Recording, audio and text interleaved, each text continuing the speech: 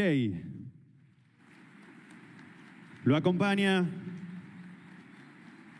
el señor director de Expo EFI, el licenciado Esteban Domecq, el señor CEO de Messe Frankfurt, Argentina, Fernando Corbalán, el señor director de INVEC, Santiago Bulat, y en el día de hoy se encuentran presentes además el señor ministro de Economía, el licenciado Luis Andrés Caputo, se encuentra presente el señor secretario de Comunicación y Medios, Manuel Adorni, el señor diputado nacional, José Luis Espert, y la señora diputada nacional, Lilia Lemoine. A continuación, escucharemos las palabras del señor presidente de la Nación, doctor Javier Milei. Buenos días. Muchísimas gracias a las autoridades del Congreso por permitirme esta oportunidad de estar con ustedes. Y la charla de hoy es sobre crecimiento económico. Es decir, es la hora del crecimiento económico. Hemos concluido la etapa de la estabilización. No quiere decir que las cosas están perfectas, pero sí hemos concluido con la estabilización. Concretamente, cuando llegábamos, estábamos al borde de la crisis más grande de la historia argentina. Combinábamos, por un lado, el desequilibrio monetario de la previa al Rodrigazo. De hecho, el money overhang era el doble que el que teníamos en la previa al Rodrigazo. Para los que son más jóvenes, el Rodrigazo ocurrió en 1975, luego de años de controles de precios, déficit fiscal, emisión monetaria, todo tipo de controles. Y un día llegó un señor llamado Celestino Rodrigo y no le quedó otra que liberar, devaluar, y eso implicó una aceleración de la tasa de inflación de 6 veces. Pasó del 30% al 180%, y la cantidad de pobres se multiplicó por 5, pasó de 5 a 25. También combinamos en esta herencia que recibimos un desequilibrio en el Banco Central 3 veces peor que lo que había en la previa de la hiperinflación de Alfonsín en el año 1989. Episodio que terminó con una inflación mayorista en orden al 5.000%. Concretamente, nosotros teníamos 4 bases monetarias venciendo en un día. Por lo tanto, ante algún evento complicado, se podría haber quintuplicado la cantidad de dinero en un día, lo cual también era combustible para una hiperinflación. Y como si esto fuera poco, teníamos indicadores sociales peores que los del año 2001. Por lo tanto, teníamos enfrente la peor crisis económica de la historia, y por eso siempre tengo un gran agradecimiento a todo el equipo de gobierno por el coraje de acompañarme en esta jugada verdaderamente heroica, y muy especialmente a quien se sentó en la peor de las sillas eléctricas, el mejor ministro de Economía de toda la historia, Luis Toto Caputo.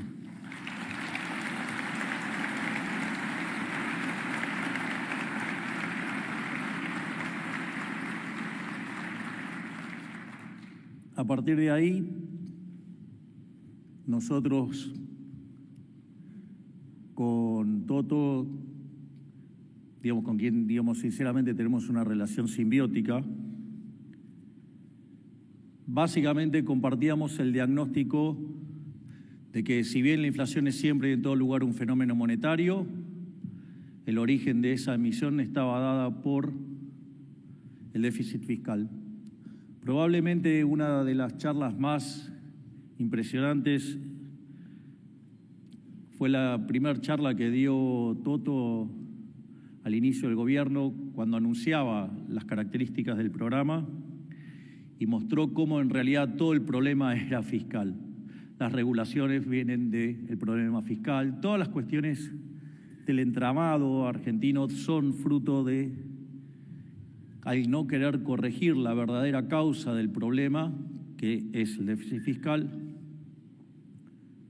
básicamente se ponían parches por otros lados.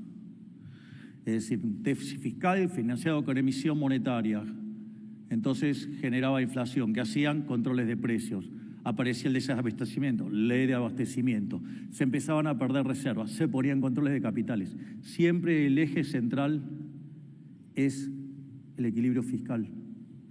De hecho, hay un gráfico memorable que usó durante mucho tiempo el profe Espert, presidente de la Comisión de Presupuesto y Hacienda del Congreso, que tanto lucha contra los orcos y que está presente. Gracias, profesor, por estar acá.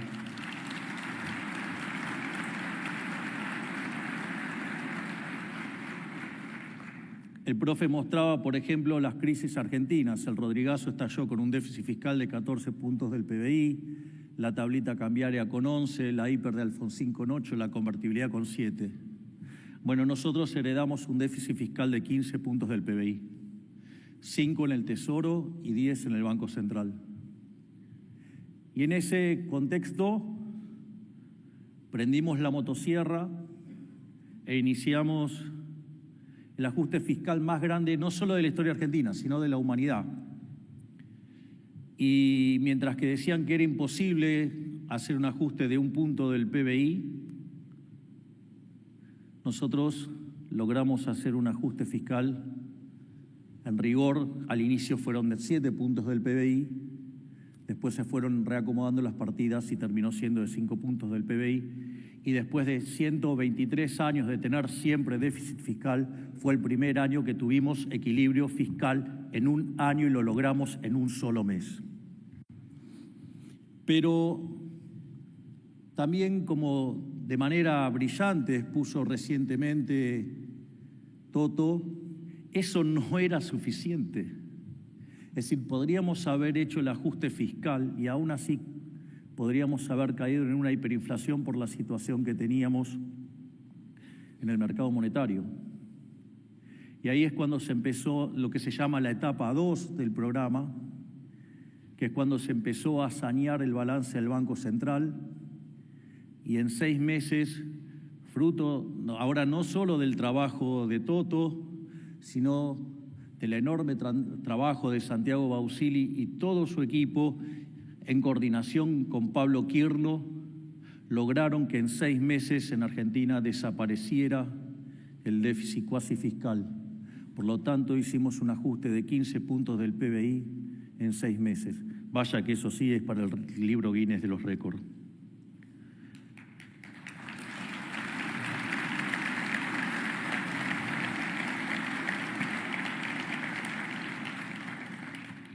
Y a partir de ahí, la tasa de inflación, digamos, yo suelo hablar de la mayorista porque es la que no tenía la contaminación tan fuerte, digamos, del problema de precios relativos como consecuencia de la pisada de precios que hizo el gobierno cavernícola anterior. Y la inflación, que estaba en el 54%, terminó el año en torno al 1%. El último dato de mayorista fue 1,5%, que todavía estaba vigente el crawling peg de 1, con lo cual, digamos, uno podría decir que es una inflación del 0,5 mensual. Esto significa que la inflación pasó de viajar a niveles del 17.000% anual al 6% anual. Vaya que eso sí es un milagro también.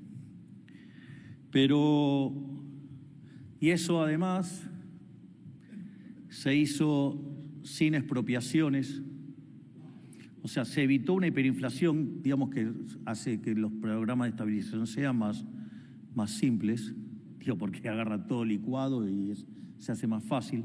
Nosotros justamente lo que tratamos de evitar fue eso, ya que eso fue lo que nos dejaron plantado para que con toda la maquinaria del peronismo en diciembre ya no estuviéramos más, digamos, a fin de diciembre cuando llegaran las fiestas. Pero no solo eso, sino que además se hizo sin expropiar. Por ejemplo, nosotros no hicimos un plan Bonex. Nosotros todo lo que hicimos de la recomposición del balance del Banco Central fue hecho respetando los derechos de propiedad.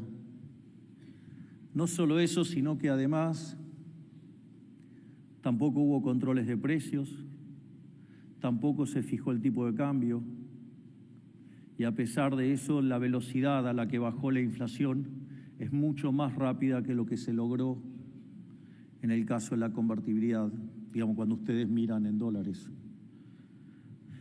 Pero, claro, cuando empezamos a estabilizar, primero era que no bajábamos la inflación. Y además lo hicimos recomponiendo precios relativos, en un contexto donde las tarifas solamente cubrían 20% del costo, o la aberración que teníamos en el Banco Central de que solamente teníamos, solo de las IRAs teníamos más de 40.000 millones de dólares de deuda, con lo cual estábamos al borde de un colapso comercial externo, un colapso financiero interno, y además se pagaban solamente 15% de las importaciones. Y en ese contexto, primero decían que no íbamos a poder bajar la inflación en los primeros meses del 30 a 20%, después que no la íbamos a poder bajar del 8%, después que no la podíamos bajar del 4%, después que no la podíamos bajar del 2%. Y la realidad es que cuando uno empieza a mirar los datos del último año, digo, la limpiara del efecto del Kroll-Impec, digamos, era una inflación que estaba viajando al 1,5%. Hay un capítulo especial de lo que pasó en el mes de de marzo, no solo por la cuestión de la estacionalidad, que eso, digamos, de hecho la estimación de González Rosada muestra que ese 3,7 corregido por estacionalidad es 2,6. Pero, digamos, yo no vengo acá a llorar, sino que el problema más grave fue esa estupidez de ley que sacó el imbécil, incapaz, infradotado de Guzmán,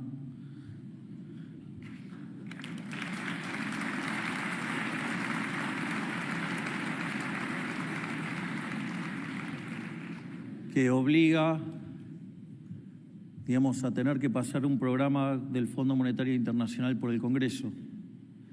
Es decir, el lugar donde están los degenerados fiscales. Miren, les voy a contar algo que me pasó a mí siendo diputado, y es interesante la anécdota porque nos incluye al profe Esper y a mí. Cuando ustedes, el presupuesto, digamos, cuando ustedes tienen la construcción, digamos, democrática es no taxation without representation. Entonces, consecuentemente, el presupuesto tiene que entrar por la Cámara de Diputados porque son los representantes del pueblo. Supongamos. No sé por qué se ríe. Bueno, síganme en el argumento. Ven, después yo hablo de los ñoños republicanos y tengo razón, si acabo de decir esto se me cagaron de la risa. Entonces, es interesante porque es la Cámara iniciadora del presupuesto, porque en el fondo, digamos, va a haber que quitarle por la fuerza el dinero al pagador de impuestos para financiar el gasto público. Es decir, es el lugar donde debería respirarse la restricción presupuestaria. Y, bueno, Argentina 123 años seguidos de déficit fiscal, o sea, con lo cual, digamos, deben estar con, no sé, deben respirar con las máscaras de buzo, no sé. Pero más allá de eso, es interesante porque cuando ustedes están y se está presentando un proyecto y se discute una ley y demás, se nos asigna tiempo. Bueno, yo ahora estoy en otro poder, pero se nos asignaba tiempo. Y esto es muy interesante porque, salvo José Luis y yo, cada diputado que se le asignaba, no sé, 5 minutos, hablaba 10. Si se le daba 10, hablaba 20. Si se le daba 15, hablaba 30. Es decir, ¿cómo podía pretender que cumplan con la restricción presupuestaria si ni siquiera podían cumplir con la restricción de presupuesto que implicaba cumplir con la cantidad de tiempo para hablar? Imagínense si encima no saben dibujar un cero ni con un vaso. Claro, por eso sistemáticamente tuvimos déficit fiscal y desastre que tuvimos.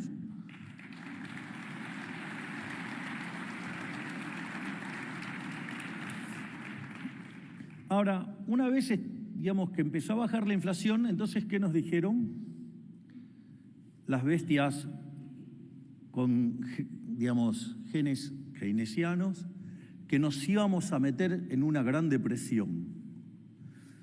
La verdad que, digamos, ajustes de la mitad del tamaño generaron caídas del PBI de 15%, con lo cual algo para decir tenían, digamos, ¿no? Digo, tampoco me voy a poner... Imagínense que cuando ustedes están en la silla eléctrica, digo, el pragmatismo tiene una dosis importante, no dejan de mirar el otro lado de la biblioteca. Y dicho esto, después dijeron que cuando empezó a rebotar la economía allá por abril, entonces empezaron a decir que esto iba a ser una L y que entonces íbamos a estabilizar, pero que iba a quedar fijo el nivel de actividad ahí. Pero sucede que la actividad empezó a crecer, el desestacionalizado empezaba a mostrar tasas positivas. Entonces, ahí empezaron a decir que íbamos a tener una pipita de Nike, pero muy suave. Después era la pipita de Nike.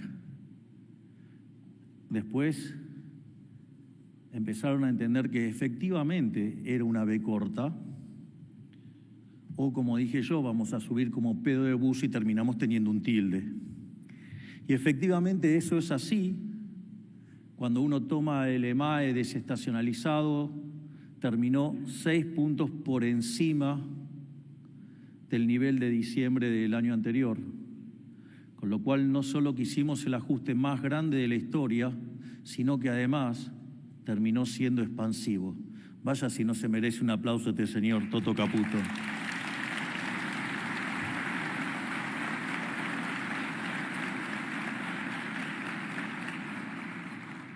Y después nos empezaron a llorar con la cuestión social, que nosotros no tenemos corazón, qué sé yo, de esas cosas que dicen.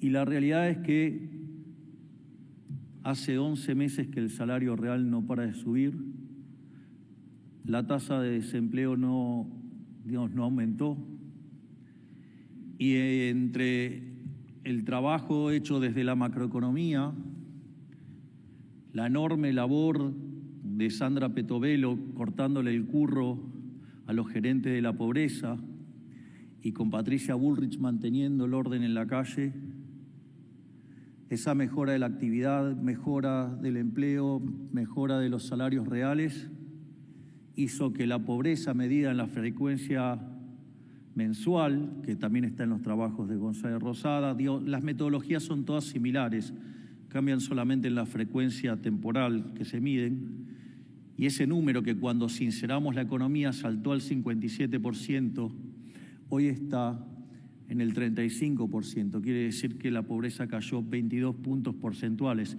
Es decir, que los liberales desalmados que no quieren a la gente sacaron de la pobreza a 10 millones de seres humanos, algo que nunca había pasado en la historia argentina con tanta fuerza en tan poco tiempo.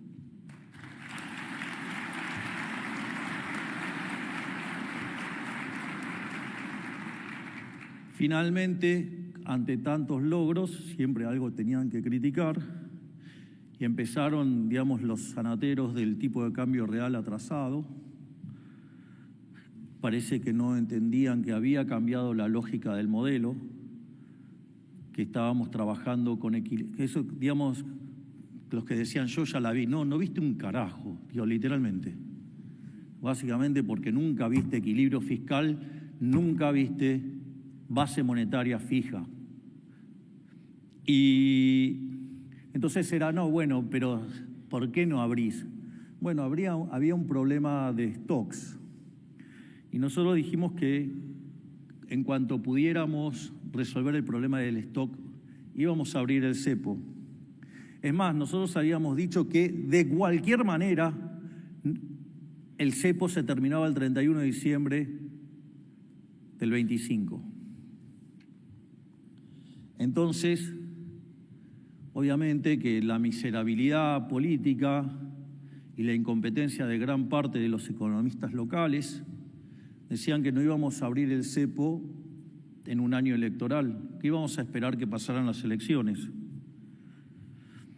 Y fruto de la maldita ley Guzmán, nosotros el 1 de marzo anunciamos que íbamos a hacer un programa con el fondo, que íbamos a sanear el balance del Banco Central, algo que veníamos trabajándolo desde agosto, septiembre del año anterior, cuando empezamos a ver que la economía no iba a tener insumo monetario.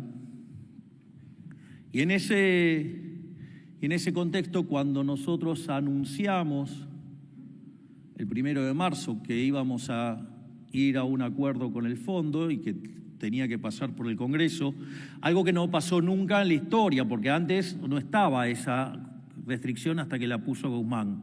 Por lo tanto, todos los que hicieron acuerdos con el fondo sin esa restricción y que se quejaron del modo de la masterclass que le metimos a la política y que les duele, porque todos esperaban que no lo pudiéramos pasar por el fondo, por el Congreso, empezaron a llorar como siempre los ñoños republicanos.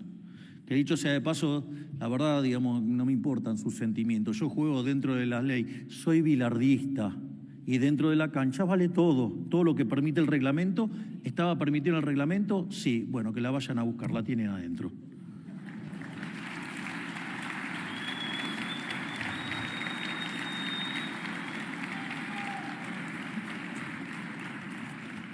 Y entonces empezaron todos los agoreros de que el tipo de cambio atrasado y que esto tenía que volar por las nubes y toda esa montaña de estupideces. Durante marzo y mitad de abril nosotros teníamos un acuerdo de confidencialidad con el fondo y no podíamos hablar. Y mientras que nosotros permanecíamos callados, mientras que las imbéciles de los periodistas decían que no hablábamos porque estábamos asustados, no hablábamos porque no podíamos soltar información. Y eso, digamos, todos los enemigos de los argentinos, pues ya no es un problema de que sean enemigos del gobierno, sino que son los enemigos de los argentinos, los que han lucrado durante los últimos 100 años con este modelo empobrecedor, ya sea los empresarios prebendarios, ya sean los políticos corruptos, ya sean los periodistas ensobrados, ya sean los sindigarcas o sean los profesionales funcionales a este conjunto de hijos de puta que cagaron el país.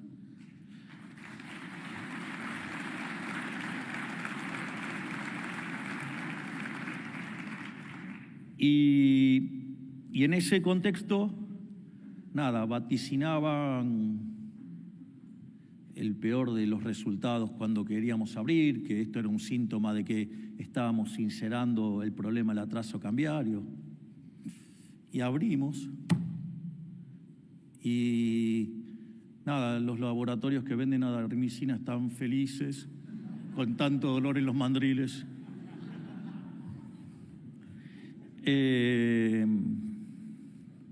Así es que es increíble. Hay algunos que todavía hablan de atraso cambiario en un contexto donde el tipo de cambio está libre. Digo, no solo que no se les dio el escenario apocalíptico de que iba a romper los 1400 y que se iba a ir no sé a dónde. Digo, la verdad es que cada vez está más cerca de la banda de abajo. Y conforme pasa el tiempo y sigamos teniendo superávit fiscal y sacando pesos del medio, y que cuando hagamos la colocación del Bopreal y saquemos más pesos, y cuando empiecen a ingresar, digamos, los dólares de afuera, ¡ay, cómo les va a doler! Pero todo esto, digamos, es como que hice catarsis. Digamos, y ahora, digamos, la realidad es que esto es, a partir de ahora es la única nota al pie que voy a agregar es, bueno, pero ustedes me podrían decir, ¿la inflación aún es alta? Sí, aún es alta, pero quiero decirles que la inflación a mitad del año que viene se va a terminar. Y básicamente es porque la política monetaria actúa con un rezago que oscila entre 18 y 24 meses. Nosotros hemos fijado la cantidad de dinero a mitad del año pasado. Eso quiere decir que la inflación tiene fecha de defunción y es a mitad del año que viene. Así es que ahora es el momento de empezar a pensar en crecer.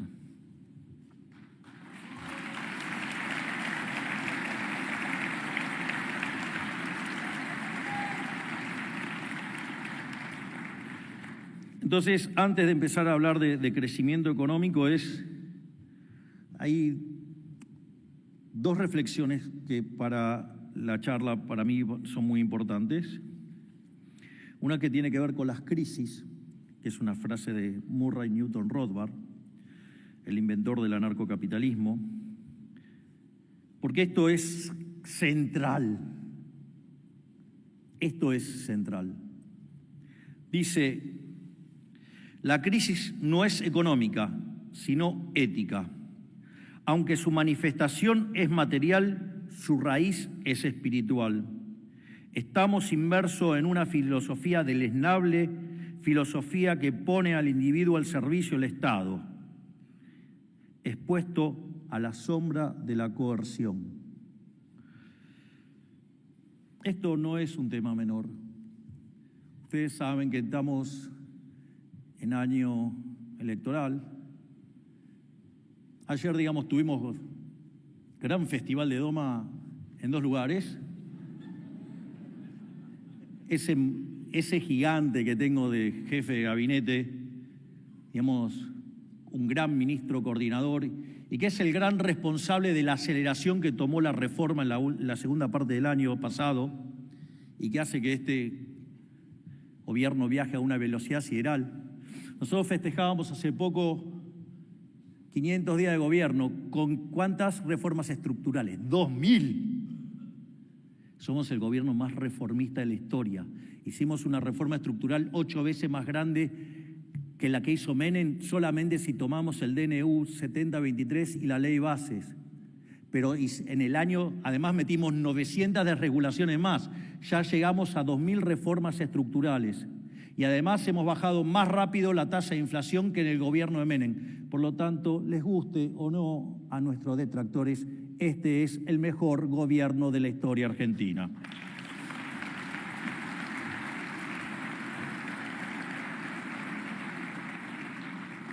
¿Y por qué cito a Rothbard y la cuestión de por qué la crisis es de índole ética?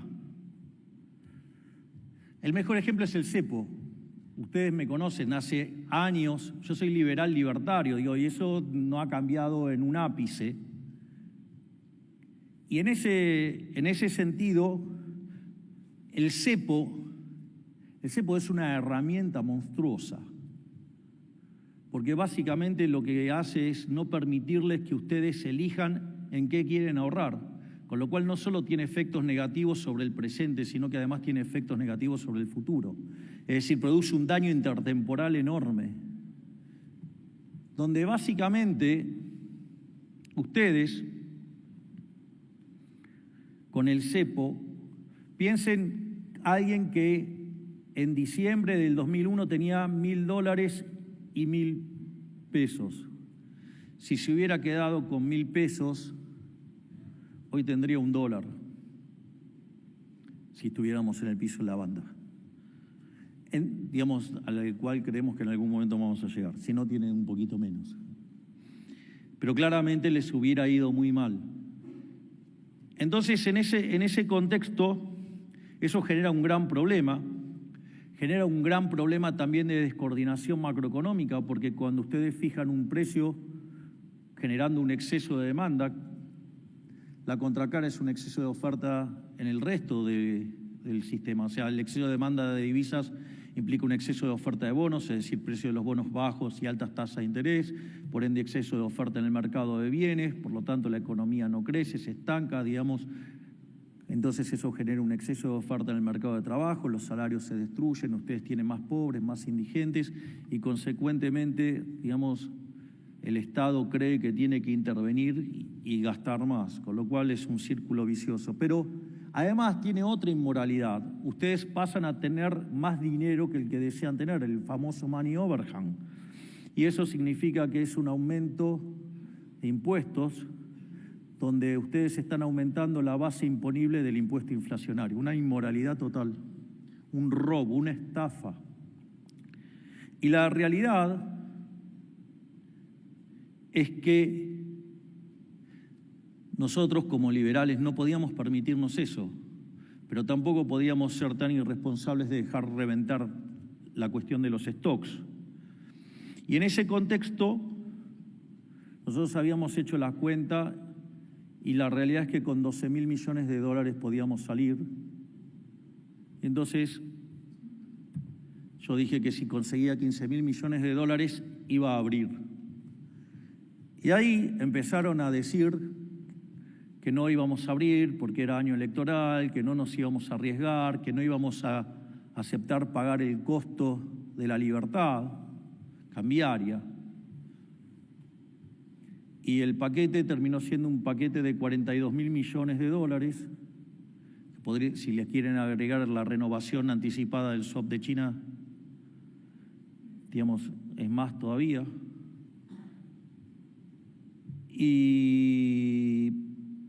Pero teníamos 20.000 cash.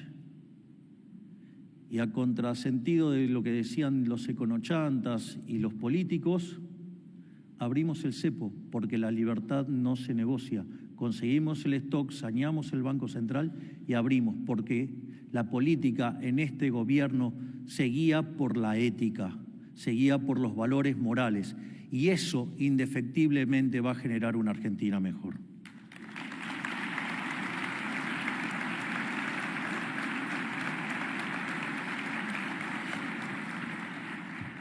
Ahora bien, pero ahora es la hora del crecimiento y a mí me gustaría contar algunos hechos estilizados del crecimiento para que más o menos puedan entender o asimilar la forma en la cual nosotros pensamos este tipo de cuestiones. Cuando uno estudia los libros de crecimiento, la gran mayoría de ellos arranca con algo que los que estamos acostumbrados a la literatura se llama el palo de hockey. Es una serie del PBI per cápita desde el año 0 de la era cristiana hasta el año 2000, donde básicamente ustedes ven que hasta el año 1800 es una línea recta y de repente pega una vuelta y empieza a acelerar. De hecho, si lo quieren fraccionar, el PBI, digamos, en todo ese periodo se multiplicó per cápita, ¿no? Por 13,8 veces. Sin embargo, en el lapso que va del año 1 al 1800, solo subió 50%, es decir, se multiplicó por 1,5, y eso todo se concentró después del descubrimiento de América. Mientras que ustedes cuando miran lo que ocurrió entre el año 1800 y el año 2000, se multiplicó por 9,2 veces. Es decir, estamos viviendo un momento que es el mejor momento de la historia de la humanidad. Yo no sé dónde los zurdos ven que esto es el fin del capitalismo. Verdaderamente estos pibes, digamos, usan una que es buenísima.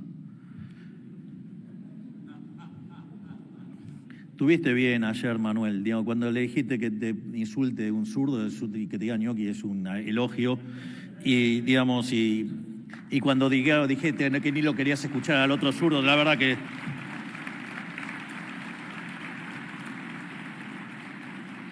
Y además, gracias por tanta doma. Gracias, Manuel. No se rían porque no solo, digamos, están los zurdos ridículos, digamos, hay otros que, digamos, comparten programa con el nazi de Biondini, digo, quien se autorreconoce nazi y quiere perseguir a la gente en redes sociales. Digo, lo peor de todo es que hay otros espacios que proponen lo mismo y no los asimilarían así. O gente que quiere ir por el ingreso mínimo universal. Sí, que ahí es algo bien socialista. O gente que quiere poner controles a la tasa de interés y subsidiarla, al tiempo que dicen que no hay que tocar el tamaño del Estado, de un Estado que se cuadruplicó. Hablemos de otras cosas mejor. ¿Qué es lo interesante? ¿Qué es lo que pasó, digamos, con la tasa de crecimiento en ese periodo? En el periodo entre el año 0 y el 1800, la economía mundial crecía el PBI per cápita a un ritmo de 0,02%. Es decir, para duplicar el PBI per cápita hacía falta 3.500 años. Entre el año 1800 y el 1900 saltó a 0,65. Es decir, que pasamos a necesitar 107 años para duplicar el PBI per cápita. Si tomamos la primera mitad del siglo XX, la tasa de crecimiento saltó al 1,1 y se necesitaban para duplicar el PBI per cápita 66 años. Y si ustedes toman la segunda mitad del siglo XX, la tasa es 2,1%, con lo cual pasó a demandar 33 años. Si toman los últimos números, estamos en 20 y pico de años. O sea, ¿qué es lo que uno ve? Es que la tasa de crecimiento además se acelera. Es decir, el palo de hockey se hace cada vez más empinado. La consecuencia, la contracara de esto, es que mientras que en el año 1800 vivían cerca de 1.000 millones de seres humanos, número que se alcanzó exactamente en el año 1810,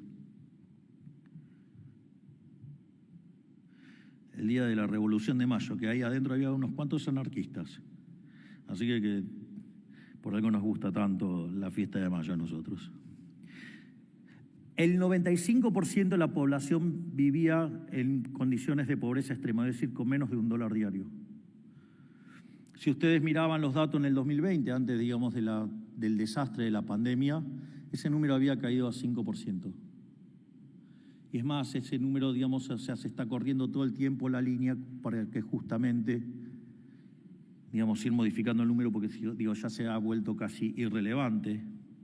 Es decir, que el capitalismo de libre empresa, a pesar de todos los ataques que hacen todos los estados del mundo, ha logrado sacar de la extrema pobreza al 90% de la población. Ahora, frente a semejante evidencia, para aquellos que están, digamos, familiarizados con los microfundamentos, lo que van a ver es que ese comportamiento de la producción, y si ustedes lo van tomando en términos de población que va aumentando, eso significa que hay lo que se llaman rendimientos crecientes.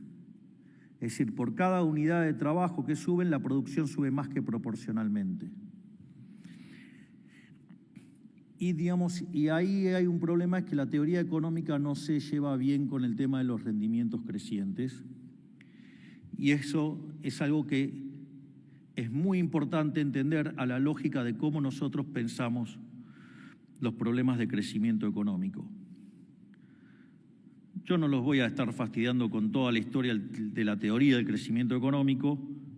Voy a trabajar con modelos muy básicos que ustedes pueden acceder y los conocen.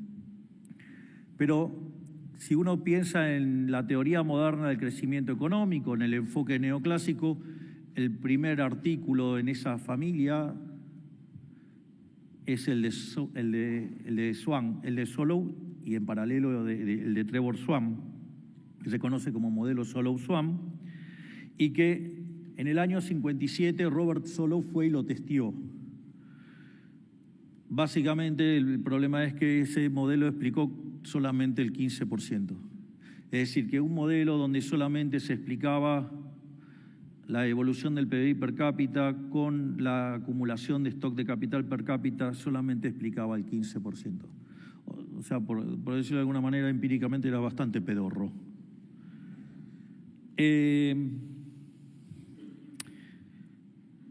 Obviamente que se intentó distintas formas de arreglar este problema, pero una de las críticas más interesantes que aparecieron fue la crítica del director del Departamento de Economía de Chicago de ese momento, que era George Stigler.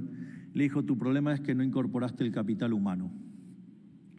En ese sentido, ahí nacen dos líneas de capital humano adentro de la Universidad de Chicago. Una es la línea de microeconomía, que es la que desarrolló Gary Becker, y la otra, muy importante, debería ser para todos nosotros, es la línea en términos de crecimiento económico que desarrolló Hirofumi Usawa y que fue el tutor de, sin dudas, uno de los más grandes economistas de la historia de Argentina, que fue Miguel Sidrausky. Sin embargo, cuando la profesión decidió tomar un camino, decidió no ir por ese lado y decidió ir por la idea de poner el progreso tecnológico de manera exógena. Entonces, digamos, todo el crecimiento dentro del modelo estaba explicado a dedo. O sea, con lo cual, digamos, eso no es un modelo. Y esta relación oscurantista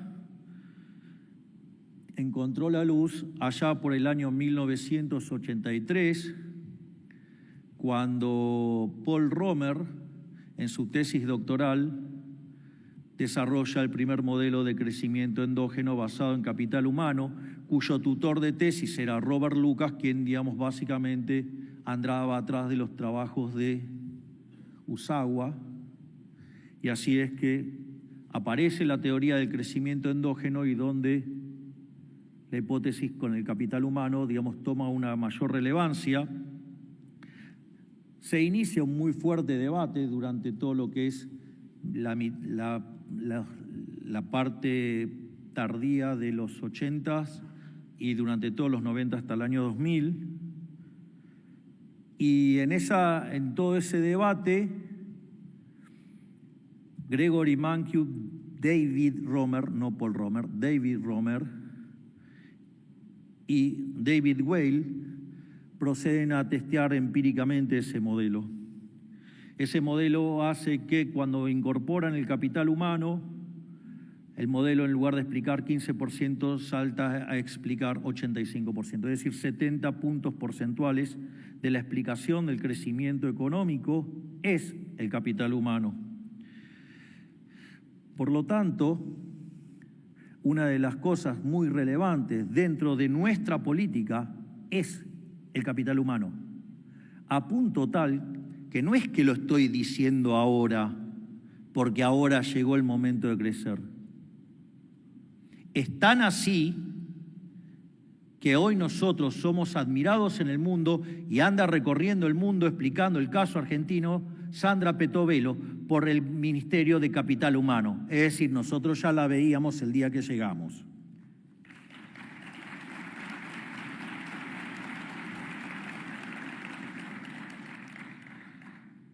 De hecho,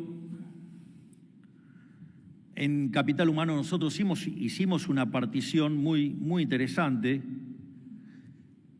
que es, el ministerio quedó particionado en 4 unidades, si ustedes quieren. Una es la que es niñez y familia, digamos, básicamente para atajarlos cuando llegan, porque si el niño no forma su capacidad intelectual de chiquito, después se hace muy difícil trabajar. Entonces, ahí aumentamos la UH, aumentamos la tarjeta alimentar. Es más, en el primer tramo pudimos duplicarlo sin gastar un peso más. Y ahí fue cuando se nos vinieron y nos hicieron la primera marcha. Y ahí es donde la doctora Bullrich puso el protocolo antipiquetes que no se lo avalaron en su anterior gestión. Y a partir de eso le ganamos la calle a los delincuentes y Argentina es un país sin piquetes.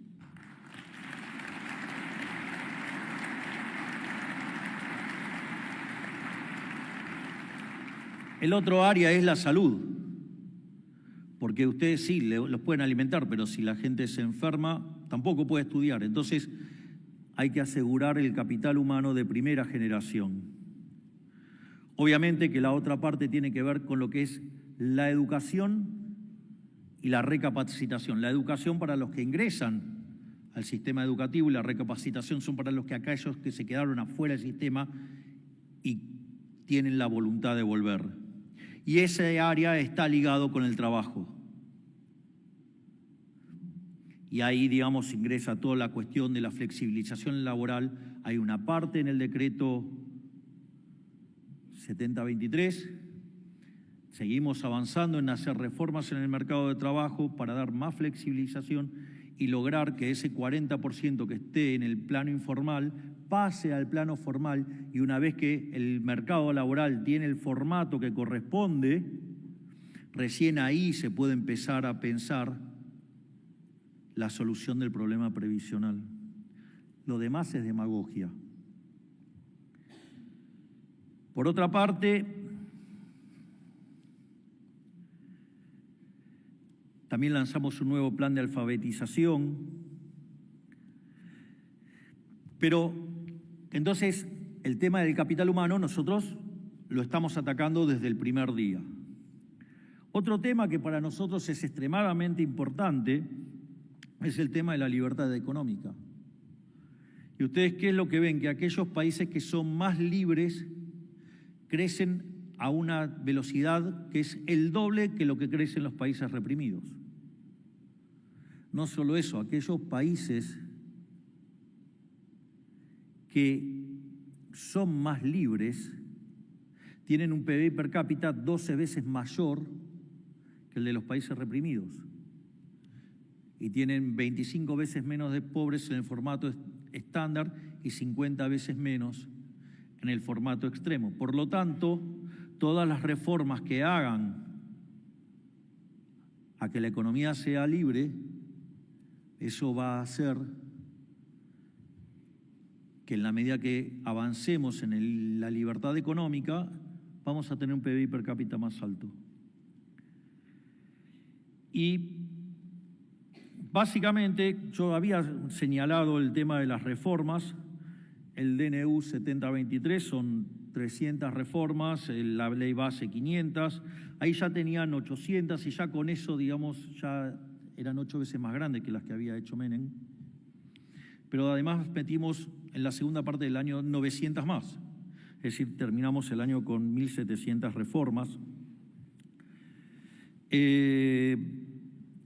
Es importante porque hace poco nos vino a ver la gente de Heritage Foundation, que calcula el índice de libertad económica, a felicitarnos porque nunca un país había hecho un salto tan grande en términos de libertad económica.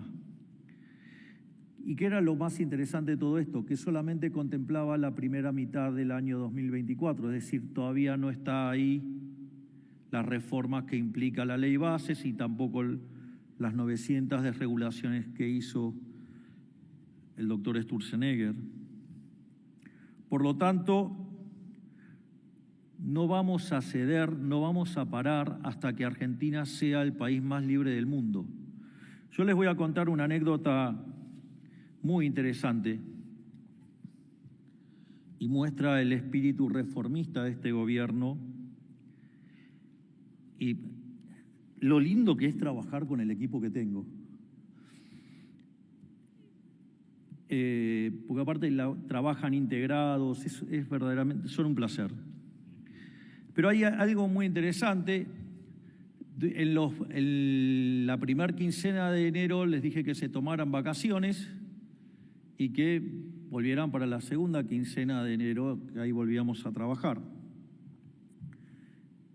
Como ustedes saben, a mí me gusta trabajar desde Olivos porque me evita tener que viajar, digamos, y ya bajo del dormitorio 6 de la mañana, 7, y con café en mano le doy hasta las 10, 12 de la noche, o sea. Entonces, sí, ando en mameluco, porque si tengo un rato voy a ver a mis hijitos de 4 patas, Conan, Murray, Milton, Robert y Lucas Jr., pero al margen de eso, me escribe Federico Sturzenegger, y me dice, no, tengo que hablar porque estoy muy preocupado. Bueno, entonces viene Federico a Olivos, me dice, no, estoy teniendo un problema, están saliendo muy lentas las reformas. Me siento mal, esto tiene que ir más rápido. Imagínense que yo leo los tuits de Federico todas las mañanas y es... todo el tiempo es así, digamos, o sea... entonces, nada, me sentí mal porque dije, al final soy un nabo, me estoy alegrando con poco. Entonces, bueno, me sugiere hacer algunas modificaciones en la estructura de legales, digo, para que las reformas avanzaran más rápido, darle más a esa mujer brillante, extraordinaria, que es María Irarrázaval, que es el cerebro legal de todas las reformas. Y me dice, no, dale más recursos, porque además tiene censo político al momento de hacer las leyes. Entonces, o sea, es una persona de un talento. María es a nuestro gobierno lo que Liendo era a Cavallo, para que más o menos lo puedan visualizar. Entonces, nada, empiezo a mirar todo. Ahora agarro y pido un raconto de lo que estábamos haciendo. ¿Alguien se anima a pensar cuántas reformas había metido Federico en solo medio mes? Porque veníamos mal, según Federico. 65. Es decir, el equivalente de 130 reformas mensuales. Estamos hablando de 1.560 anuales. Eso lo que quiero que vean es que este es el gobierno más reformista de la historia y no vamos a parar hasta ser el país más libre del mundo. Pero no queda toda la cuestión ahí. Hay otro tema que este es el que a mí, digamos, ahora viene la parte, si ustedes quieren, áspera o más dura, digamos, en términos de teoría económica, y que es, digamos, yo ya hablé del rol del capital humano, hablé del rol de la libertad económica. Obviamente que, digamos, dentro de la libertad económica tienen un capítulo con lo que tiene que ver con la apertura, es decir, que ahí tienen 3 pilares. Dicho sea de paso, de un trabajo enorme que hizo Manuel Adorni, el domador del abasto, porque, digamos, el canal de la ciudad, el que deberían cerrar, digamos, está en el abasto. Yo era vecino de ese lado, de ahí. Una de las cosas que hicimos, nosotros teníamos un programa de gobierno muy ambicioso y todo el mundo decía que era imposible. Y una de las cosas que nos empezó a pasar cuando mirábamos las redes, la gente decía, esto es más de lo que voté. Entonces dijimos, bueno, vamos a testear cómo estamos. Y la realidad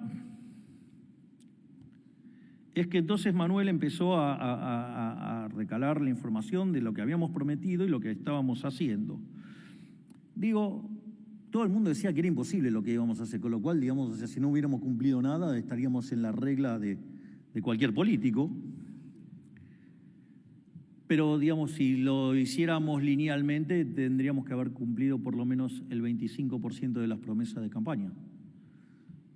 Bueno, el año lo terminamos cumpliendo el 97% de las promesas de campaña y como ya abrimos el cepo y hay competencia de monedas, ya hicimos todo lo que habíamos prometido. Así que es la primera vez en la historia que en menos de un año y medio tienen un gobierno absolutamente exigente con las metas, que todo el mundo decía que era imposible y nosotros ya las cumplimos todas. Es decir, nosotros nos dedicamos a hacer posible lo que todo el mundo dice que es imposible.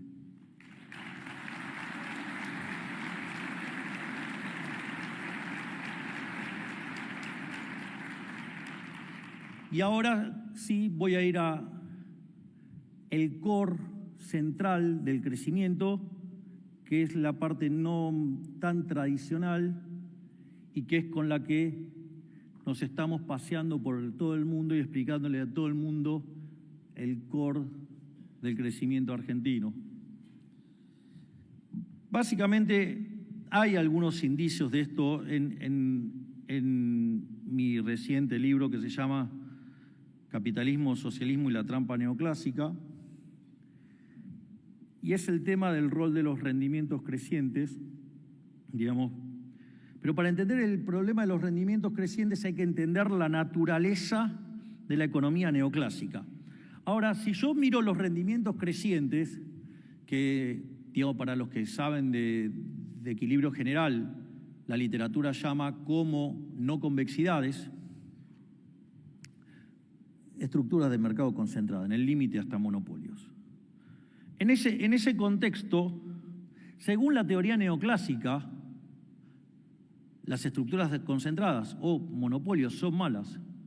¿Y alguien me puede explicar por qué si en los últimos 250 años pasamos de la pobreza extrema del 95% al 5% en un mundo donde multiplicó por casi 10 veces la población? ¿Alguien me puede explicar por qué eso es malo? Hoy un ciudadano medio de un país razonable vive mejor que lo que vivía cualquier emperador. ¿Alguien me puede explicar por qué eso es malo?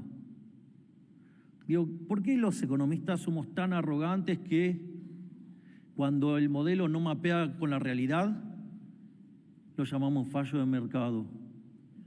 No es un fallo de mercado, es un problema del modelo que es una porquería.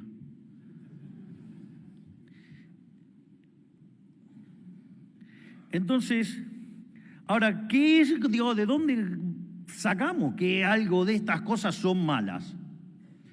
Y ahí, como no podía ser de otra manera, viene de alguien que era medio zurdito, que se llamaba Wilfredo Pareto. Entonces, es decir, cuando en el problema del equilibrio, digamos que originalmente estudiábamos si existe, si es único y es estable, hasta ahí, digamos, o sea, la cosa no estaba tan desviada. El problema es cuando quisimos meter el óptimo de Pareto, la eficiencia paretiana, hubo que elegir entre la fábrica de alfileres, o sea, los rendimientos crecientes, y la mano invisible, y entonces optamos por una visión matemática de la mano invisible que implicó tirar a la mierda los rendimientos crecientes, y sucede que la economía que nació, digamos, supuestamente con Adam Smith, digo, hay algunas reflexiones de Genofonte que son para alquilar balcones, pero digo, eso es, y son de 350 años antes de Cristo, pero no importa. A lo que voy es que tiramos a la mierda la fábrica de alfileres, tiramos a la mierda los rendimientos crecientes y no podemos explicar el crecimiento económico. Y supuestamente el libro de Adam Smith, ¿cómo se llama? Investigación sobre la naturaleza y la causa de la riqueza de la nación. Y lo que trata de explicar es el crecimiento económico. Es decir, que por una cuestión de preciosismo matemático mal interpretado, nos quedamos sin explicar el crecimiento económico. Es decir, porque si ustedes tienen rendimientos constantes a escala, no pueden explicar el crecimiento económico. Y eso es por culpa del maldito óptimo de Pareto. Entonces, es importante que entendamos bien qué es el óptimo de Pareto. El óptimo de Pareto es una situación donde no es posible generar ningún tipo de mejora sin que dañar a otro individuo. Es decir, ¿cuándo hay una mejora paretiana? Una mejora paretiana es cuando ustedes pueden mejorar a alguien sin joderle la vida a nadie. Entonces ustedes lo hacen y eso es una mejora paretiana. Y cuando se agota esas posibilidades de ganancia de bienestar, ya están en el óptimo de Pareto, es decir, se agotan estas posibilidades. Pero hay otra parte más complicada, es como que ustedes estuvieran adentro de la frontera de posibilidades de la producción y entonces, ¿cómo hacemos para llegar a la frontera? Pero también hay otra discusión que es a lo largo de la frontera. Digamos, y que cualquier asignación en cualquier punto de la frontera, ese punto es óptimo de Pareto. De ahí los dos teoremas de la economía del bienestar. El primero dice que todo equilibrio competitivo es óptimo de Pareto. Digo, hay toda una discusión cómo definimos el equilibrio competitivo, digamos, o sea, se imaginan que como adherente a la Escuela Austríaca de Economía, digamos, el término no me cae simpático, pero no me importa porque, digamos, estamos discutiendo de cosas distintas. No tanto, pero bueno.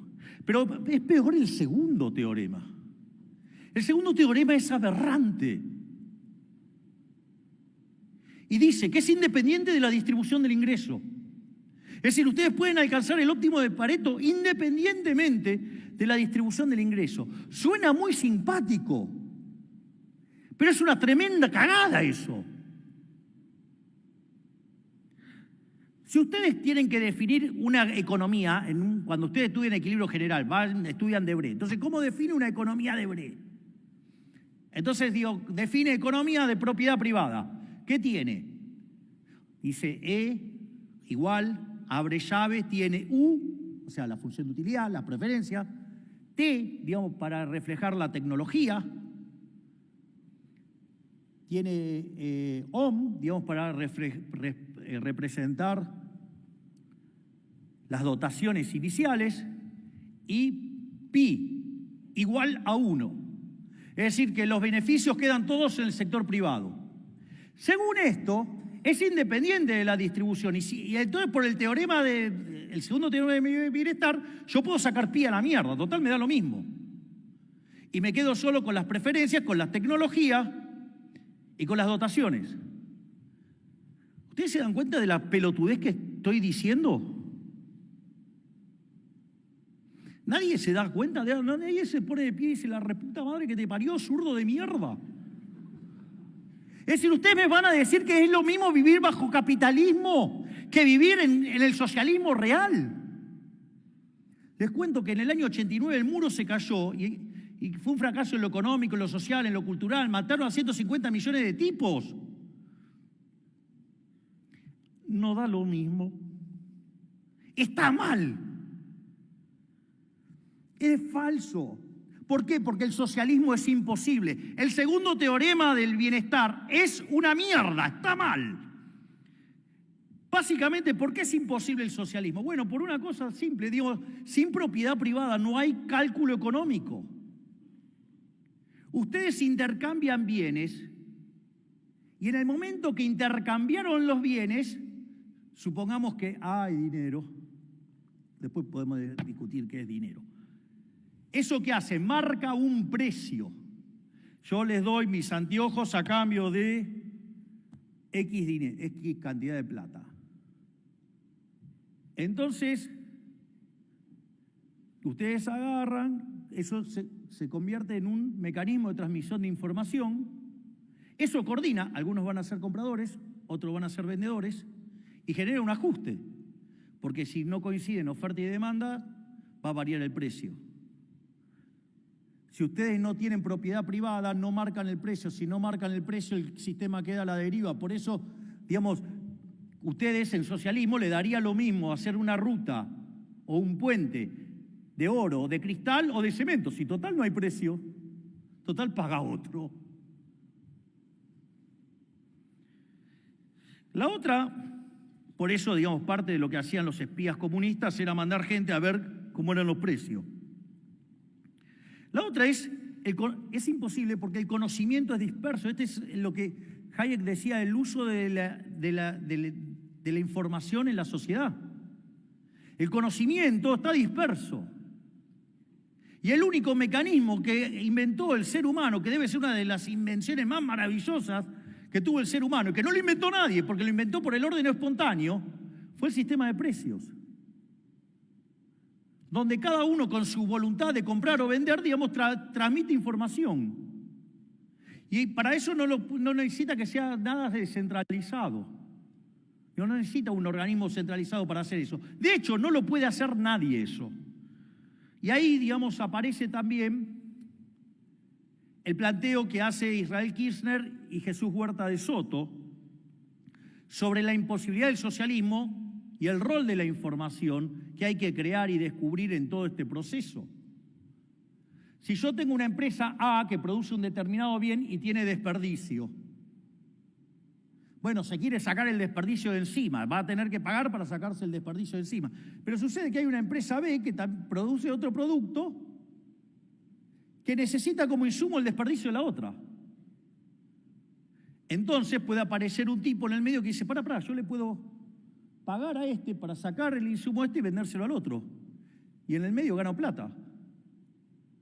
Es decir, descubrió una oportunidad de negocio y la estaba aplicando. Consecuentemente, ahí yo tengo una ganancia de bienestar. Pero eso solamente puede ocurrir si hay precios. Si no hay precios y si quiero ejercer esa actividad, me van a robar los resultados, no va a ocurrir. Entonces, la coacción que genera el Estado imposibilita que eso ocurra. Por eso digo, el socialismo, digamos, siempre genera miseria. Porque no tiene el rol del sistema de precios coordinador y además, o sea, rompe cualquier intención de hacer algo. Digo, al margen que hay un problema de incentivo de que, digamos, si el que trabaja bien se lleva lo mismo que el que no hace nada, ¿para qué van a trabajar? Entonces, ustedes tienen problemas de índole estático y problemas de índole dinámico. Es decir, el primero es cómo hacen para recopilar toda esa información. Supongamos que inventan la megacomputadora que lo hiciera. Aún así, no lo van a poder hacer. ¿Saben por qué? Porque mucha de la información que necesitan ustedes para actuar es tácita. Tiene que ver con el know-how. Yo el otro día en una charla hacía el chiste, digamos, con mi amigo Mike Bogiano. Le dije, bueno, yo lo llamo a Michael Jordan, le digo que me diga cómo hace para volcar la pelota en el aro. Nada, por más bien que lo pueda llegar a volcar Michael Jordan, cosa que dudo que lo pueda hacer, pero si lo hiciera, Mike no lo puede hacer, digamos, en principio no mide 1,98 m, ¿no? Miren si se lo pedimos a Shaquille O'Neal, que mide 2,30 m, menos. Así que, con lo cual, eso hace que ya, digamos, no se pueda hacer. Pero otra cosa más, el mercado es un proceso de descubrimiento, y como es un proceso de descubrimiento, la información que necesitan para actuar es una información que se va creando en el mismo momento que van actuando. Sin embargo, esa información nunca puede llegar en tiempo y forma al órgano, digamos, de control que necesita esa información para resolver el problema de la asignación. Por lo tanto, digamos, nunca va a llegar en tiempo y forma. Y cuando la información llega y toma decisiones, son siempre equivocadas. Solo de casualidad podría funcionar. Pero no solo eso, sino que además, digamos, ¿cómo es que se salvaba la gente bajo el socialismo real? Haciendo transacciones en el mercado ilegal, en los mercados paralelos. Es decir, que la única forma que tenía el socialismo de que la gente no se le cagara de hambre es permitir que la gente evadiera los controles. O sea, es un oxímoron. Es decir, para que pudieran funcionar tenían que dejar de hacer controles. O sea, son unas contradicciones en sus términos y no se dan cuenta encima. Fíjense que el primer año, o sea, ustedes cuando empieza el año le tienen que poner un año. Por ejemplo, este año es el año de la reconstrucción. Pero el año pasado, ¿cómo le pusimos? El año de la vida, la libertad y la propiedad. Es decir, justamente estábamos pensando en esto para que la economía empezara a crecer. De ahí que he repetido hasta el cansancio la definición del liberalismo de Alberto Benejas Lynch, hijo. El liberalismo es el respeto irrestricto del proyecto de vida del prójimo basado en el principio de no agresión y en defensa del derecho a la vida, a la libertad y a la propiedad. Fíjense que esto está mostrando algo de cómo debe funcionar el sistema y que cuando lleguemos al remate, estoy cerca, créanme que no estoy tan lejos, van a ver que va a tomar total sentido. Y en esa cuestión, digamos, cuando empezamos a comparar el maldito óptimo de Pareto contra lo que pasa en la realidad y cuando la realidad da otra cosa, lo llamamos fallo de mercado y hay 4 fallos de mercado, que básicamente son las no convexidades, es decir, los monopolios, las externalidades, los bienes públicos y los fallos de información, que por un lado tenemos todo el trabajo de la teoría de contratos, con los problemas de selección adversa, con moral hazard, riesgo moral y el señalamiento o, digamos, los fallos de coordinación, es decir, que básicamente es un problema de teoría de los juegos. ¿Alguien se dio cuenta que es el dilema de los prisioneros? ¿Por qué funciona el dilema de los prisioneros? Sí, pero la información está bloqueada ¿por quiénes? Por los captores. Es decir, que los fallos de coordinación en la economía son fruto de que existe el Estado bloqueando la comunicación entre los agentes. El Estado siempre es el problema, nunca la solución. Por eso es que hemos achicado 30% el tamaño del Estado haciendo, digamos, el ajuste que hicimos y que recayó principalmente en el sector público, y eso es lo que hizo que el ajuste fuera expansivo.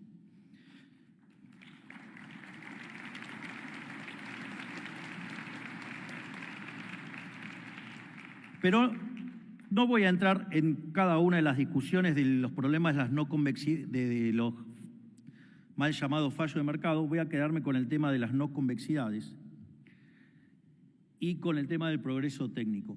Lo primero que les va a pasar con el maldito óptimo de Pareto es que no pueden explicar el crecimiento económico. No pueden explicar el progreso tecnológico.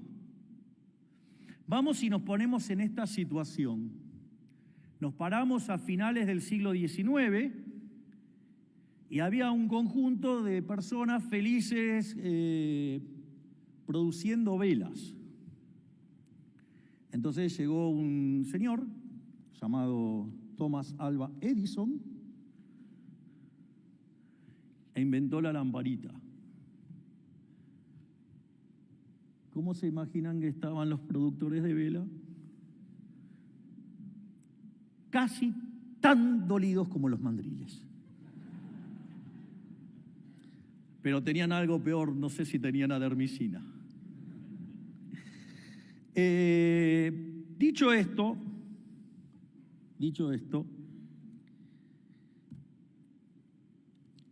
lo primero que tienen que comprender es que eso no es óptimo de Pareto. Digo, el progreso tecnológico no es óptimo de Pareto. O sea, porque ganó uno y perdieron otros.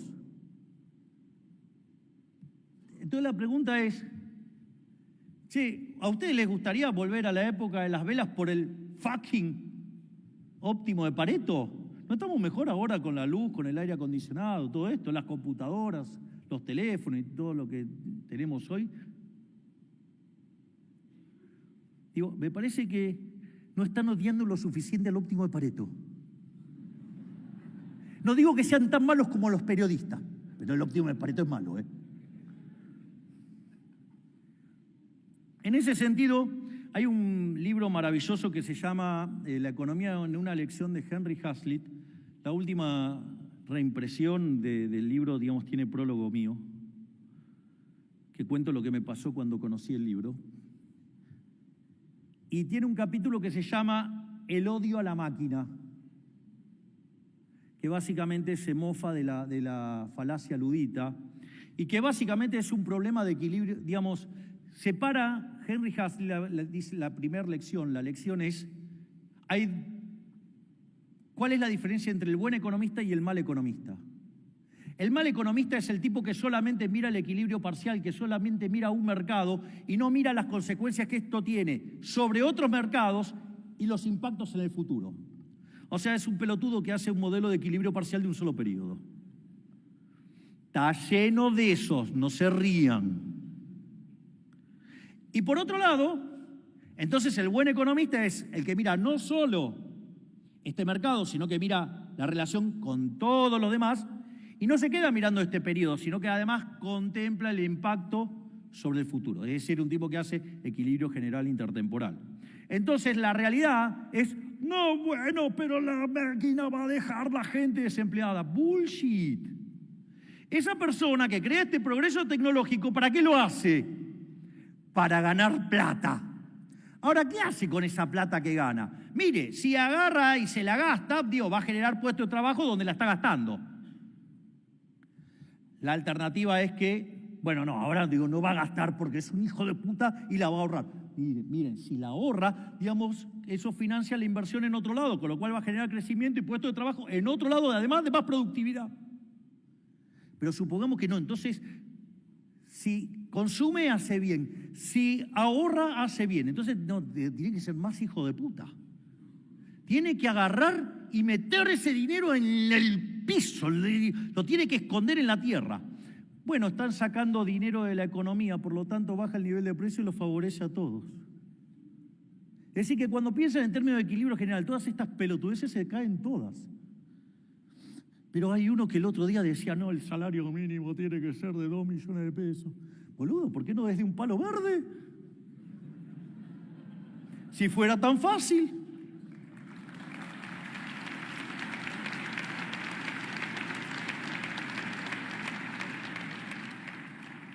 Entonces, pero la economía entonces trató de ver cómo carajo arreglaba este problema. Entonces lo primero que hizo, bueno, vamos a meterle un parche al modelo de Solow. Entonces apareció, el primer parche, digamos, lo puso Edmund Phelps, que se llama la regla de oro. Entonces trató de buscar una maximización del consumo.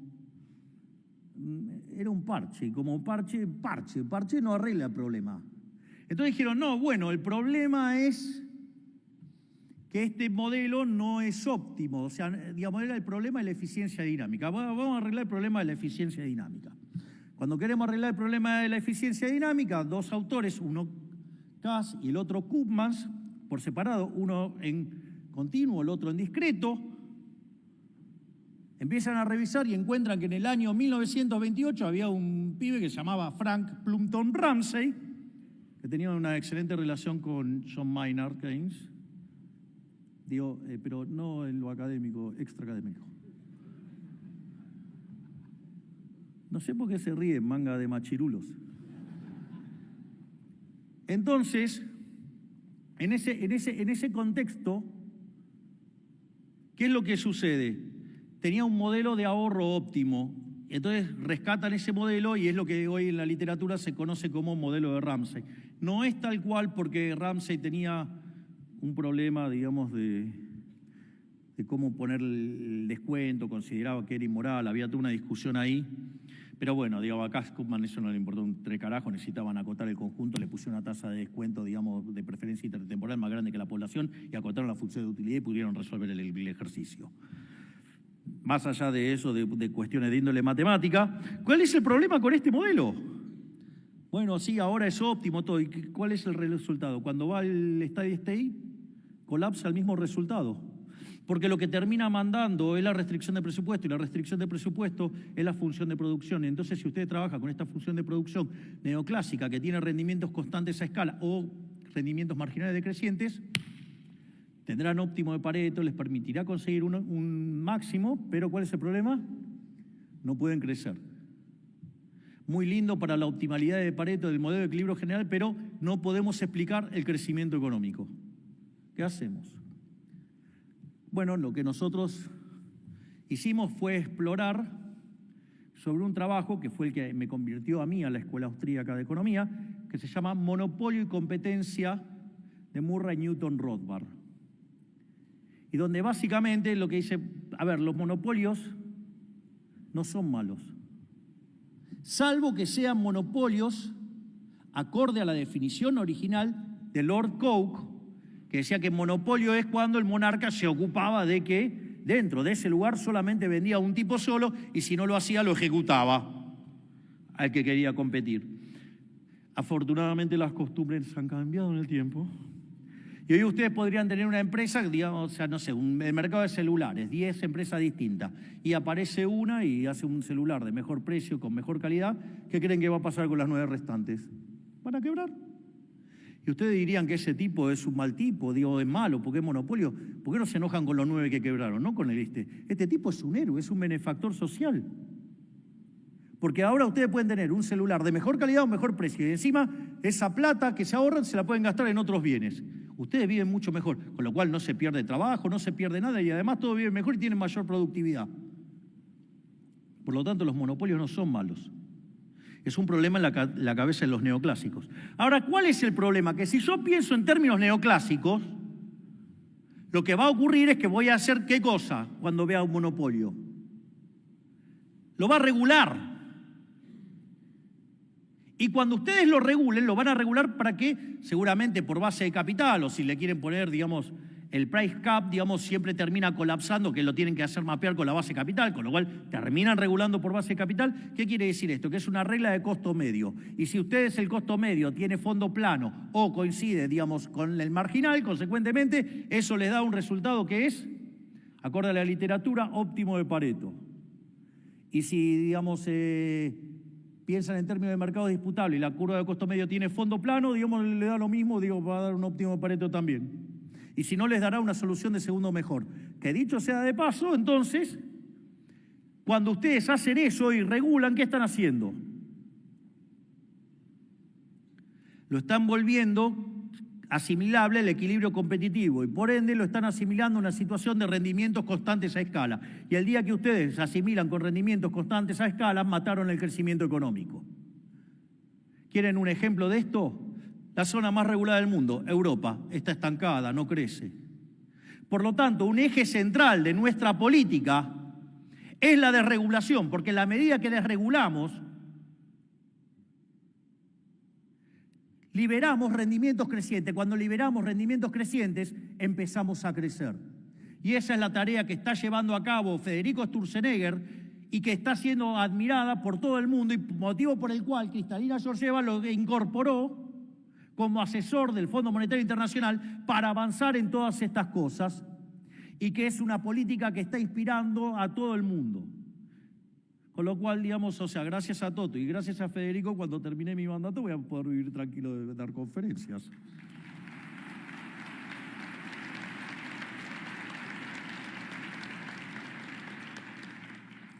Y ahora sí, la última pastilla teórica, y es este tema de la eficiencia dinámica. Recomiendo enfáticamente leer ya sea el artículo original o el libro de Huerta de Soto, pero hay una frase que a mí me parece fenomenal, porque la eficiencia dinámica se define como aquel arreglo institucional que hace que la frontera de posibilidades de la producción se expanda lo más fuerte posible. Es decir, se corra hacia la derecha, como Dios manda, pero además, recuerden que yo soy paleolibertario, soy un anarcocapitalista, digamos, que cree en Dios, o sea, un anarquista como Dios manda. Pero, digamos, al margen de esa situación, si no me pongo los anteojos, tengo explicado. Pero hay una frase que a mí me parece fabulosa, que es algo increíble. Digo, es increíble porque si ustedes entienden esta definición, pueden no saber un porongo de economía y hacer que la economía vaya por el sendero dinámicamente óptimo. Y dice, justicia y eficiencia son dos caras de la misma moneda. Lo justo no puede ser ineficiente y lo eficiente siempre debe ser justo. Fíjense que en algún momento yo hablé de cómo la política en nuestro gobierno está guiado por criterios éticos y morales. El marco general de esa ética y moral que lleva a cabo este gobierno es la definición de liberalismo que ha dado Alberto Venegas Linchijo. Por lo tanto, yo puedo meter a la economía en el sendero dinámicamente óptimo sin saber nada de economía, solo con hacer lo justo, porque lo justo es eficiente. Es decir, y el único sistema que cumple con estas características es el sistema, el capitalismo de libre mercado. Hay un libro hermoso que se llama Creatividad, Capitalismo y Justicia Distributiva, de un autor que se llama Israel Kirzner, con Z, no con CH, por favor. Y una de las cosas que plantea Israel Kirzner es una cosa verdaderamente deslumbrante. Dice, el sistema capitalista se lo tacha de ser injusto. Y dice, ¿saben qué? Si el sistema es injusto, no vale la pena defenderlo. No me importa que sea más productivo, no me importa que sea más eficiente. Si es injusto, no puede ser defendido. Es un gigante de pies de barro y por ende no merece ser defendido. Si yo estoy defendiendo estas ideas con tanto ímpetu es porque el libro avanza y utilizando el principio de apropiación de Locke y la idea de Hayek del mercado como proceso de descubrimiento, más todo lo que les hablé antes de empresarialidad, toda esa conjunción demuestra que el único sistema que es justo es el capitalismo de libre empresa. Remarco, capitalismo de libre empresa, no de empresarios prebendarios y amigotes del poder. Por lo tanto, volvemos a la frase de Rothbard. La crisis es un problema de índole ético. Digamos, si nosotros traemos 100 años de decadencia moral, es obvio que este país se iba a hacer pelota. Y lo único que podía sacarnos de todo esto es una revolución que no es solamente económica, sino que es esencialmente y sobre todas las cosas una revolución moral. Y por eso estamos saliendo, porque hemos levantado nuevamente los valores de Occidente y por eso estamos creciendo y vamos a convertirnos en una potencia mundial de acá a 30 años.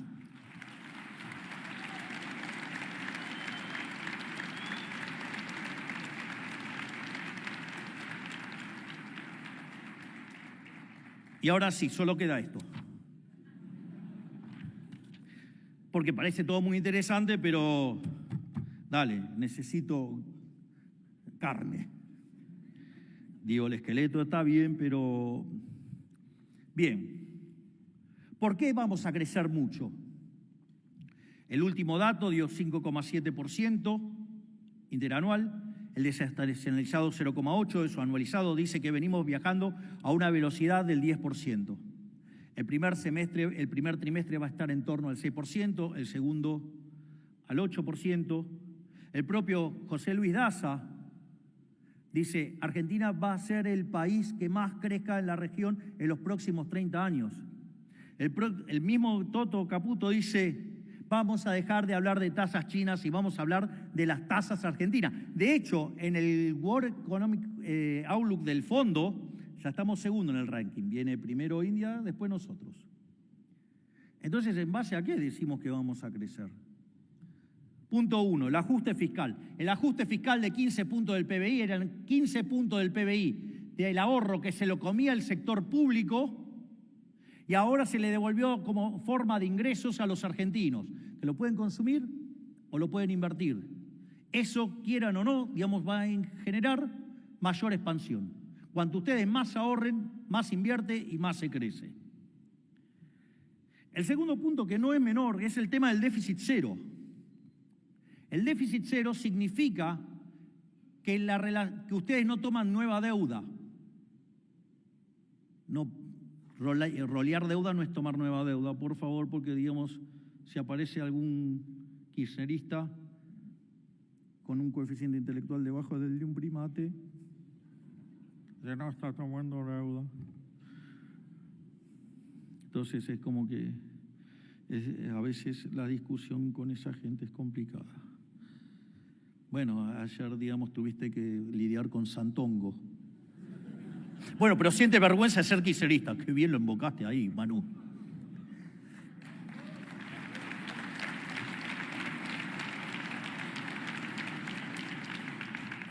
Ahora, la contracara de esto es que entonces, si la economía no crece o crece poquito, la relación deuda-producto entonces es decreciente.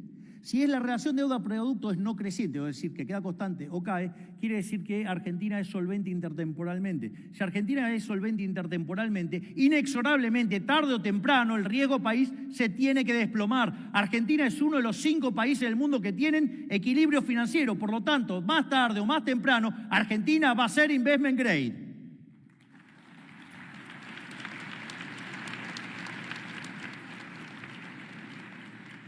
Hago una aclaración, digamos, porque veo tantas falencias en temas de economía internacional monetaria, de gente que se preocupa por la acumulación de reserva cuando hay tipo de cambio flexible.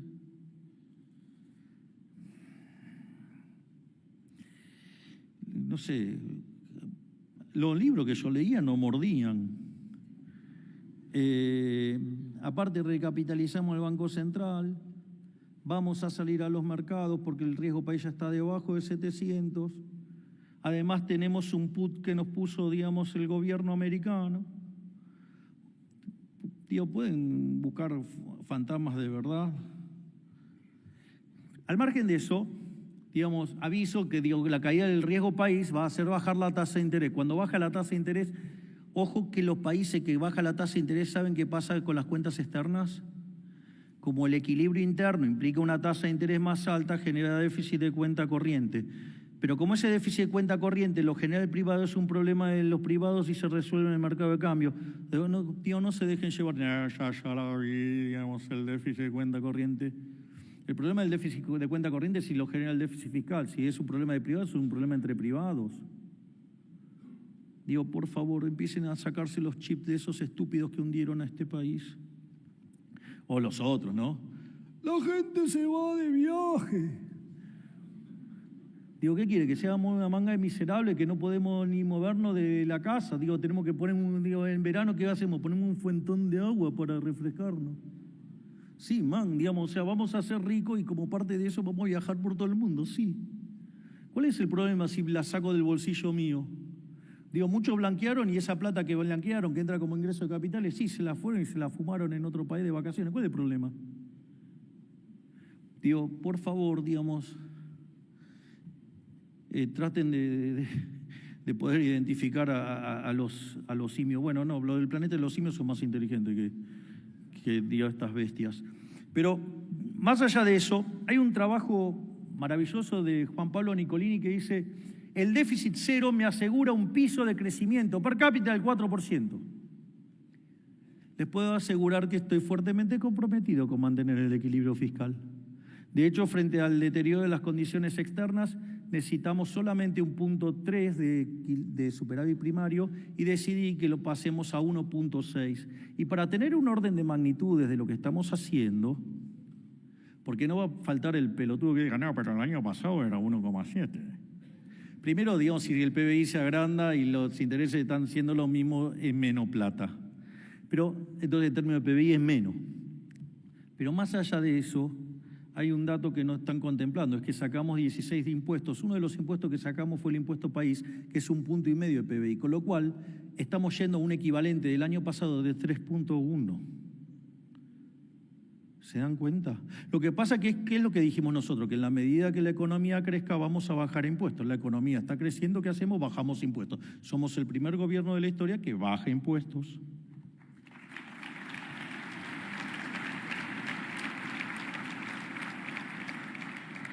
Pero como dice el profesor Juan Pablo Nicolini, ese trabajo que ellos hicieron solamente contempla el equilibrio fiscal. Pero ese equilibrio fiscal ustedes lo podrían haber hecho aumentando impuestos. Nosotros lo hicimos bajando gastos, por lo tanto tenemos más para crecer. Y tampoco contempla las reformas estructurales. Con lo cual, vuelvo a repetirlo, lo voy a decir en latín, la economía argentina va a subir como pedo de buzo.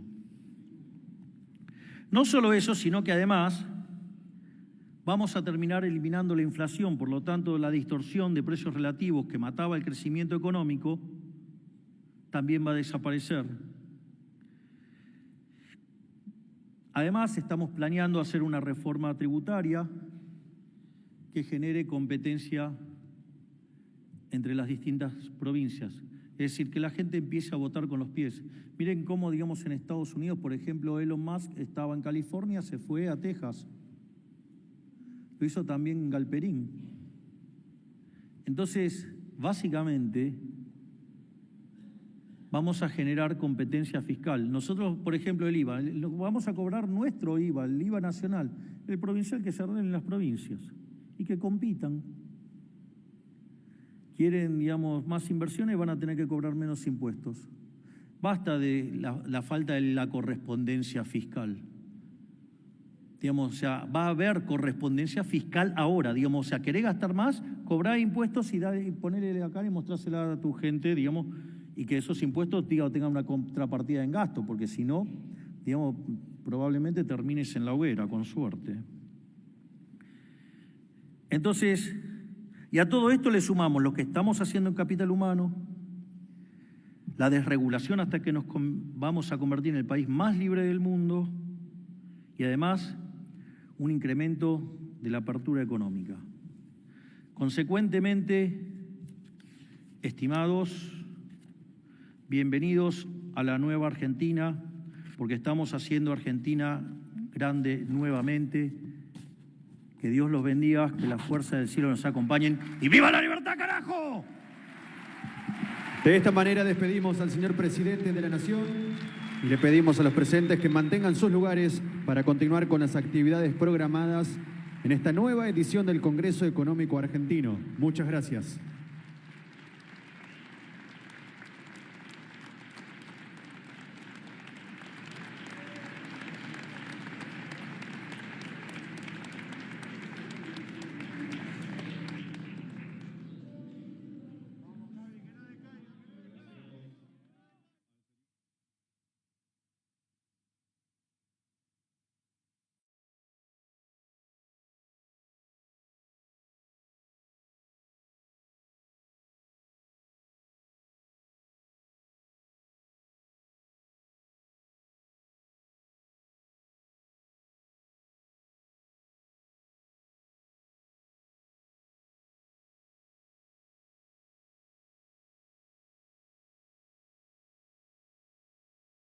Sí, por supuesto. Bueno, lo que decíamos, agentes de tránsito, pero al margen de eso, bueno, la policía de la ciudad, allí nos estamos mostrando, uniformados, con casco, con escudos, etcétera, pero también...